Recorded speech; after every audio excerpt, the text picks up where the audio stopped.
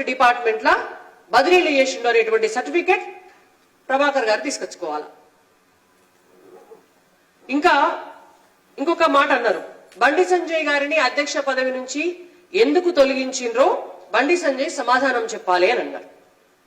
చిత్రమైనటువంటి విషయం ఏంటంటే ఆ అంశం మా పార్టీకి సంబంధించినటువంటి అంశం, మా పార్టీ అంతర్గత వ్యవహారం, మా పార్టీ రాష్ట్ర నాయకులు జాతీయ నాయకులు అనేక సార్లు చెప్పినారు. అది మా పార్టీ నాయకులు చెప్తే అదొక ఎత్తు.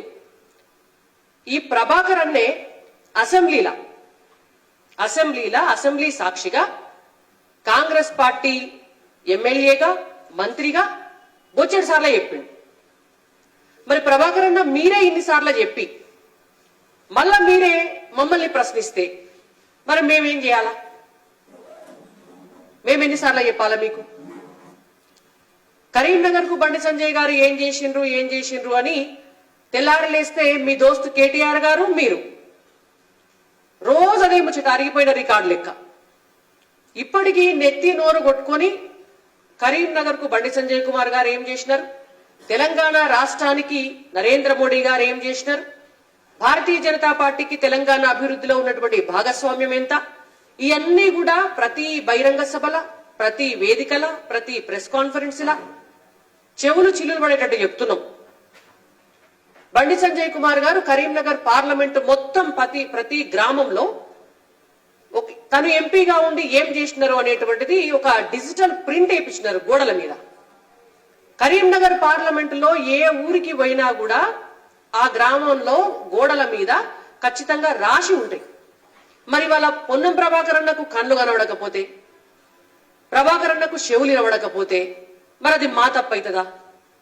లేకపోతే మరి మీకు వినబడాలి అంటే ఏమన్నా చేయాలంటే మరి తీసుకుపోయి మేమే ఎక్కడన్నా డాక్టర్ దగ్గర చూపించమంటే చూపిస్తాం.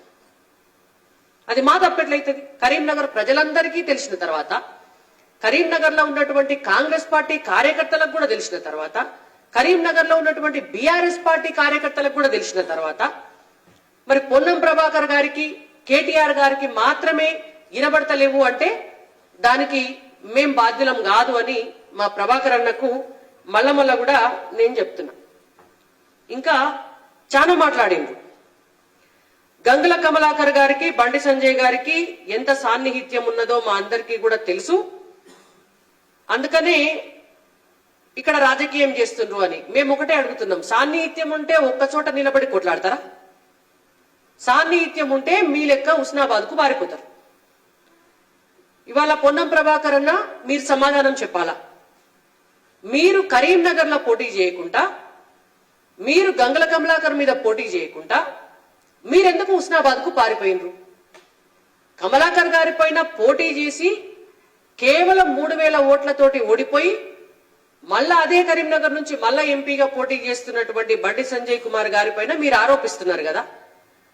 అసలు నిజానికి చెప్పాలంటే కేటీఆర్ గారితోటైనా గంగుల కమలాకర్ గారితోటైనా దోస్తానా ఉన్నది మీకు కాదా? మీరు పోటీ చేసి ఓట్లు చీల్చుకుంటే అక్కడ బీజేపీ అభ్యర్థి బండి సంజయ్ కుమార్ గారు గెలుస్తారని మీరు హుస్నాబాద్ బీఆర్ఎస్ తోటి లాలూచిపడి హుస్నాబాద్ కు పారిపోలేదా? పోయి హుస్నాబాద్ లో పోటీ చేయలేదా? మరి వాళ్ళ సంబంధాలున్నాయి ఎవరికి? పొన్నం ప్రభాకర్ గారికి, బీఆర్ఎస్ పార్టీకి, కేటీఆర్ గారికి, గంగుల కమలాకర్ గారికి కదా సంబంధాలున్నాయి. కాబట్టి మీరు తప్పు చేసి పక్కోళ్ళ మీద బట్టగాలు చేసి భారతీయ జనతా పార్టీని, భారతీయ జనతా పార్టీ నాయకులను బదనాం చేస్తామంటే ఇక్కడ ప్రజలు అన్ని చూస్తున్నారు. డెఫినెట్ గా మీకు సరైనటువంటి సమయంలో సరైన బుద్ధి కూడా చెప్తారు. ఇంకొక విషయం కూడా, వారు మాట్లాడినటువంటి మాటలు ఒక ఆడియో బయటకు వచ్చింది. నిన్న ఒక ఆడియో బయటకు వస్తే దాంట్లో చాలా స్పష్టంగా ఉన్నది. అంటే గతంలో బీఆర్ఎస్ పార్టీ చేసినటువంటి దౌర్జన్యం, బీఆర్ఎస్ పార్టీ చేసినటువంటి ఆధిపత్యం, ఇతర పార్టీ నాయకులు ఎమ్మెల్యేలుగా ఉంటే వాళ్లను అసలు కన్సిడర్ చేయకుండా అధికారులను అడ్డం పెట్టుకుని అధికారులను బెదిరించి ప్రభుత్వ కార్యక్రమాలు నిర్వహించినటువంటి బీఆర్ఎస్ పార్టీ వారసత్వం ఇవాళ కాంగ్రెస్ పార్టీ పుణికిపుచ్చుకుంటుంది. గతంలో కేటీఆర్ గారు పక్క పార్టీ ఎమ్మెల్యేలు ఎవరన్నా ఉంటే వాళ్లకు సంబంధం లేకుండా అధికారులతోటి పనులు చేయించుకునేది. ఇవాళ సేమ్ మీరు కదా చెప్తున్నారు. ఇతర పార్టీ ఎమ్మెల్యేలకు సంబంధం లేకుండా సంక్షేమ పథకాలన్నీ కూడా నడిపియమని అధికారులతో చెప్తే ఆ ఆడియో బయటకు వస్తే అధికారి మీద నువ్వు చర్య తీసుకుంటావా? మరి నీ మీద ఎవరు చర్య తీసుకోవాలా? ఇవాళ ముఖ్యమంత్రి రేవంత్ రెడ్డి గారిని మేము ఒకటే అడుగుతున్నాం. అంటే ఈ దురహంకారపు రాజకీయాల్ని, ఆ వారసత్వాన్ని మీ ప్రభుత్వం కూడా కొనసాగిస్తోందా? అధికారులను ఇట్లా ఆదేశిస్తున్నటువంటి మంత్రి గారి పైన మీరేం చర్యలు తీసుకుంటున్నారో రేవంత్ రెడ్డి గారు చెప్పాలి.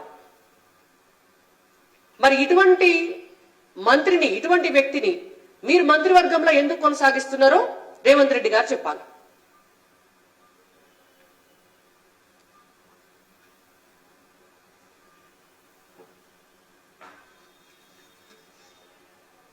ఇంకొకటి,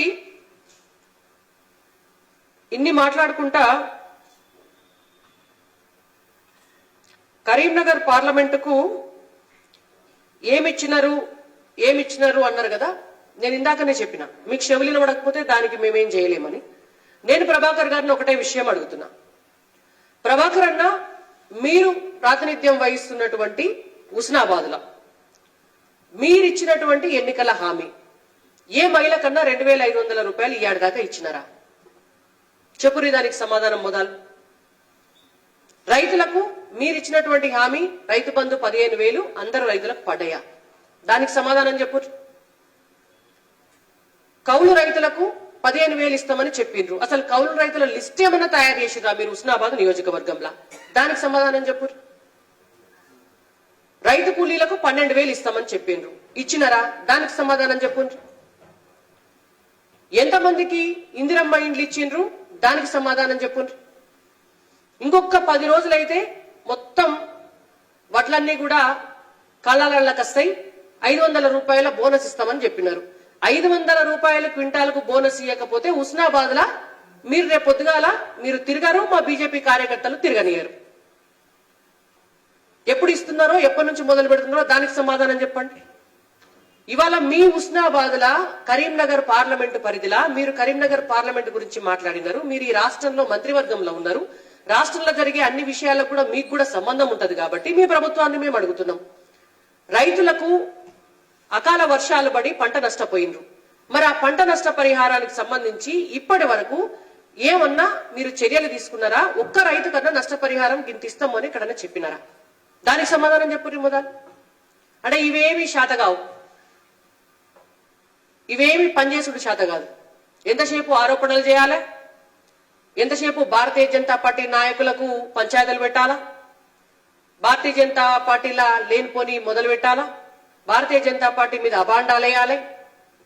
కరీంనగర్ పార్లమెంటుకు అభ్యర్థి అయినటువంటి బండి సంజయ్ కుమార్ గారిని ఆరోపణలు చేయాలా? మీకేమొస్తుంది ఆరోపణ చేస్తే? బీజేపీ నాయకులను తిడితే మీరు లీడర్ అవుతారా? సంజయ్ అన్నం తిడితే ప్రభాకర్ అన్నం మీరు లీడర్ అవుతారా? ప్రజలకు సేవ చేస్తే లీడర్ అవుతారు. మీకు నాయకత్వ లక్షణాలుంటే మీరు లీడర్ అవుతారు. మీరు 6 గ్యారంటీలు అమలు చేస్తే లీడర్ అవుతారు. బండి సంజయ్ గారిని తిడితే, కిషన్ రెడ్డి గారిని తిడితే, కిషన్ రెడ్డి గారికి బండి సంజయ్ గారికి తాకట్లు పెడితే మీరు లీడర్ గారు. ప్రజలందరూ కూడా చూస్తున్నారు కాబట్టి ఇప్పటికైనా మీరు కొద్దిగా మాట అదుపులో పెట్టుకొని జాగ్రత్తగా మాట్లాడి ప్రజాక్షేత్రంలో ప్రజలు మీకు ఇచ్చినటువంటి బాధ్యతను నిర్వర్తించాలని భారతీయ జనతా పార్టీగా మేము హెచ్చరిస్తున్నాం. ఇట్లనే మీరు అవాకులు చెవాకులు పేలితే మేము కూడా అదే పద్ధతిలో సమాధానం చెప్పాల్సి వస్తుందని కూడా మీకు తెలియజేస్తున్నాం.